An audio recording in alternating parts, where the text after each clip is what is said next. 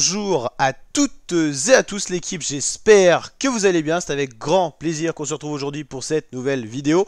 On va parler de l'équipe de France de football et qui plus est de l'entraîneur, le sélectionneur Didier Deschamps, qui a annoncé sa retraite en tant que sélectionneur de l'équipe de France. Lui qui est présent depuis le 8 juillet 2012, qui a quand même bien ressaisi l'équipe de France, car quand il l'a pris en main, l'équipe était vraiment en mauvaise forme. Didier Deschamps, qui est donc sélectionneur depuis 2012, il a annoncé sa retraite pour 2026. Après la Coupe du Monde 2026, il prendra donc tout simplement sa retraite en tant que sélectionneur de l'équipe de France. Un palmarès excellent. En 12 années et 6 mois, il a gagné la Coupe du Monde 2018. Alors, il a été médaille d'argent, c'est-à-dire deuxième de l'Euro en 2016. Ligue des Nations remportée en 2021 et finale de la Coupe du Monde 2022, donc médaille d'argent. En gros, sur le banc, il a fait pour le moment 165 matchs. Ceci va encore augmenter, hein. Il y a encore beaucoup de matchs qui vont attendre Didier Deschamps. Encore 1 an et 6 mois à peu près, ce qui lui fera un total de 14 ans au sein de l'équipe de France. C'est le sélectionneur qui sera resté le plus longtemps sélectionneur de l'équipe de France et qui aura certainement le meilleur palmarès. Il a fait un sacré boulot, donc en tout cas on peut lui dire merci. Et également un chapeau à Guy Stéphane, son éternel adjoint qui a toujours été fidèle au poste. Ça a toujours très bien marché entre les deux, Didier Deschamps, Guy Stéphane, un très beau duo. On voit justement les airs des différents sélectionneurs. Didier Deschamps qui est là déjà depuis un moment, depuis 2012. En tout cas, moi personnellement, c'est depuis que je suis tout petit, depuis que je suis enfant. Donc ça fait quand même un choc. Avant lui, c'était Laurent Blanc qui était resté 2 ans. Avec Laurent Blanc, aucun palmarès. Il est resté 1 an et 11 mois. Ça a été beaucoup de déconvenus. Le taux de victoire était de 59%. C'est toujours assez révélateur d'une certaine tendance. 63% au sein de Didier Deschamps sur une période très longue.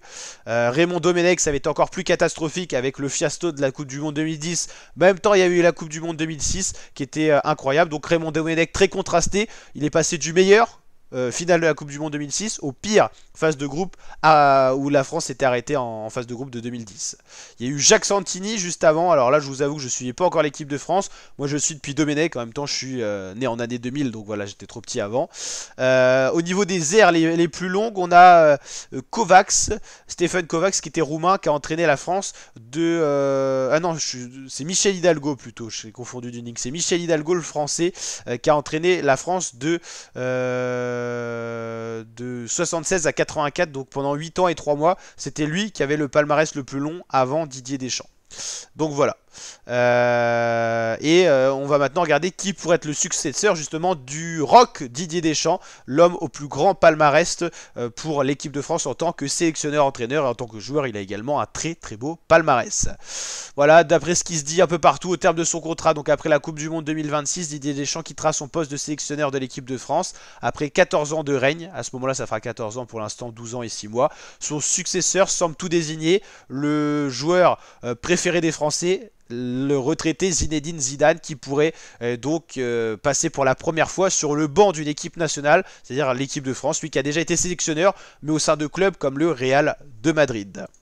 Donc voilà, l'ancien numéro 10, Zinedine Zidane, rêve du poste le plus convoité pour les ex-footballeurs mythiques de la France. Ça serait donc Zinedine Zidane. Fort de son palmarès en tant que joueur et entraîneur, la légende du football tricolore apparaît comme une évidence pour prendre la tête des Bleus en 2026. C'est vrai que ça serait un réel choc de voir quelqu'un d'autre que Zinedine Zidane, entraîneur de l'équipe de France. Voilà, l'ancien entraîneur du Real Madrid, il a 52 ans, Zinedine Zidane, donc un peu plus jeune que Didier Deschamps. Et voilà. Qu'est-ce qu'on pourrait dire de plus? Les Bleus en tête depuis ses débuts d'entraîneur. Le départ de Didier Deschamps en 2026 est une bonne nouvelle pour l'équipe de France. Pas forcément. Alors tout le monde est un peu méchant, je trouve, avec Didier Deschamps, mais c'est l'entraîneur qui a porté le plus haut l'équipe de France. Alors les gens voulaient voir son départ, mais je vous rappelle qu'en 2022, on était quand même en finale de la Coupe du Monde. Alors certes, l'Euro a été gâché, le dernier Euro qui n'a pas été très réussi, mais on peut pas toujours être au top, hein. Franchement, depuis qu'il a pris l'équipe de France en main, c'était 2012, donc après l'Euro en soi. En 2014 à la Coupe du Monde, on va en quart de finale, on perd face à l'Allemagne qui sera championne du monde, donc pas vraiment de regret. Euro 2016, c'est on va dire là où il a eu le plus de temps de préparer la première grande compétition. On est finaliste, on perd face au Portugal, mais bon, on a été finaliste. En 2020, qu'est-ce que je dis? C'était l'Euro 2016, oui. Plutôt 2018, on est champion du monde. Après l'Euro 2020, il est décalé en 2021, on fait pas un très bon résultat. On gagne la Ligue des Nations, par contre en 2021, on fait la finale de la Coupe du Monde 2022. C'est quand même le meilleur résultat en tant qu'entraîneur pour l'équipe de France. Donc voilà, on reparlera tout ça, mais normalement le successeur devrait être Zinedine Zidane, même si plusieurs noms ont été cités quand même.